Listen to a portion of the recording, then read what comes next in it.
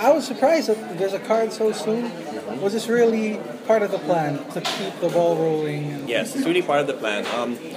For our URCC fighters to become household names, they have to be constantly on TV.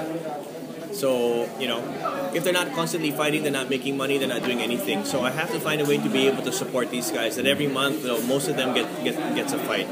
So that's number one. And number two, what's really the most important to me is the exposure. They really need the exposure. It's about time people see what Filipino mixed martial artists go through.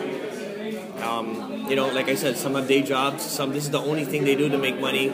So it's about time they get the recognition and everything they deserve.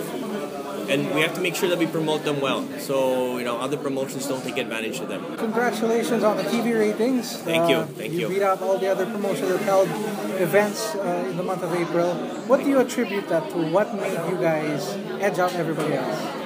Okay, number one is people know that the URCC's been here. We are the ones who started this in Southeast Asia. We're the ones that started this in the Philippines, and we're the ones who always made sure that we take the Filipino mixed martial artists to the next level.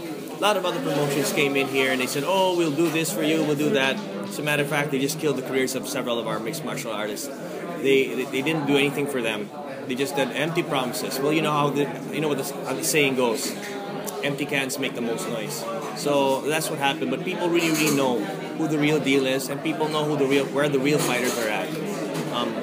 Our fighters, as soon as they step in the cage, they go for it, balls to the wall, nothing, no holds barred, everything, they just go for it. They're not going to pussyfoot around and wait for a judge's decision. They're going to go in, they're going to go for the win, and that's why we're the most exciting MMA league in Asia. So in the URCC, you're developing champions. The goal is to develop a world champion. Yes. What do you think it would take for the Philippines to develop a homegrown Pinoy, let's say, world champion, UFC champion? Number one is to make sure that no matter what happens, no matter what you achieve as a fighter, you never let it get to your head. I've seen it happen so many times. They think after a couple of wins, they get a belt, they think, "Oh wow, I'm God's gift to MMA." It doesn't work like that. Anytime you start believing your own legend, that's the time you start going down. You always have to be hungry. You always have to have the white belt mentality that you're always learning, training, discovering new things. You cannot approach something and say, "Oh, I already know this." No. You always have to see what it offers. That's the number one key.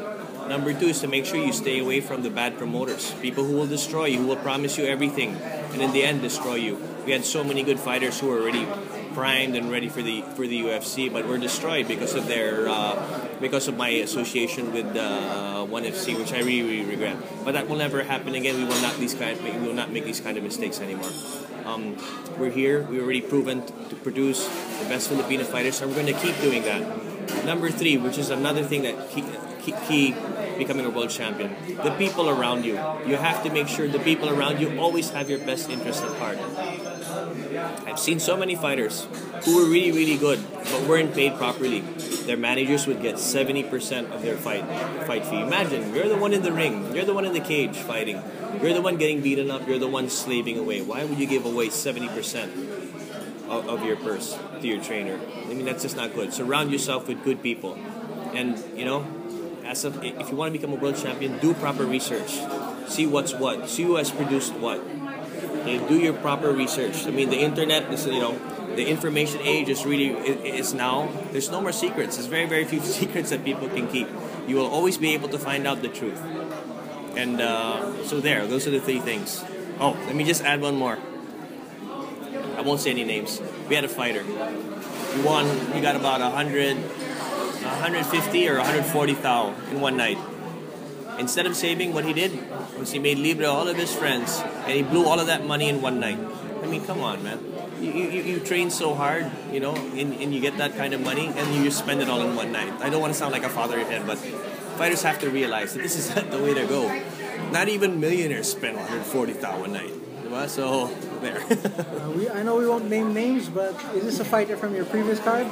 The last card? Yeah. Okay, we'll leave it at that.